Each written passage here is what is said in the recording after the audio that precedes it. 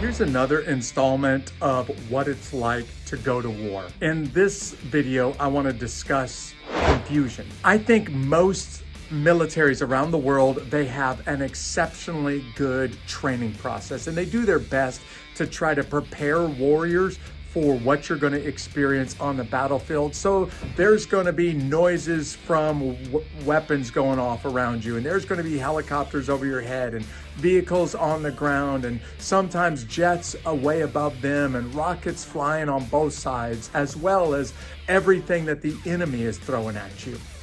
And in the best militaries, they take training to the best levels, meaning that they do everything that they can to try to make sure that they give you tough, realistic training to get you ready for what you're going to experience on a battlefield. The better trained a warrior is in the training field, the more effective that person, that guy or gal is going to be on the battlefield. But I found it's really, really hard to prepare somebody for all of the confusion that can happen on battlefields. You see, there's a ton of things going on in the middle of a fight on your side of the fight. And I'm talking about the person on the left and right of you. I'm talking about the aircraft over your head and the vehicles that are on the ground, and maybe the artillery that are going off behind you and flying over your head. All of those things can be a bit overwhelming. And then when you throw at this equation all that the enemy is sending your way, from overhead, from on the ground, from in front of you, and from all around you, now you start to have sensations that are all around you, and it can make your head spin. And these are the moments that are usually life-threatening, which means these are the moments that people have to make life or death decisions with a ton of really confusing things going on around you. And this is overwhelming for most people. In fact, I found that when the average person is in their first few firefights, they are not able to assimilate all that's going on around them, and they don't even know, they're not even aware of a lot of the sensations that veterans, guys and gals that have been around battles for a long time are aware of. They just literally can't process all of that information, and so all they can hold on to is what's right in front of their eye.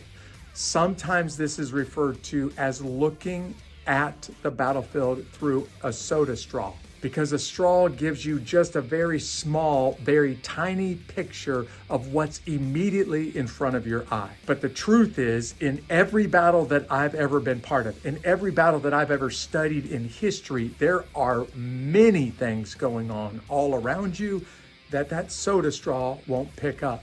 And it takes time, and it takes a lot of training to be able to understand all that's happening around you. Maybe you're thinking to yourself, well, isn't it a good thing to be able to focus tightly on this soda straw of what's right in front of your face and not get distracted by everything around you? And my answer would be, yes, of course that's a good thing if, and here's a huge if all of the stuff that's going on around you doesn't become life or death circumstances. And if all you can see is this, and stuff that's going on out here becomes life or death circumstances, and you're not aware of it, what we would call in the military situationally aware, you can make a bad decision that's going to cost you your life or somebody else their life.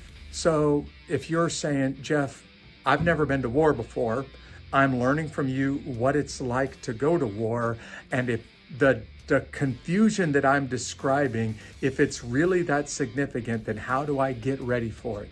And unfortunately, I'm not sure that there's anything in training that I've ever seen anywhere in the world that can totally prepare you for that kind of confusion.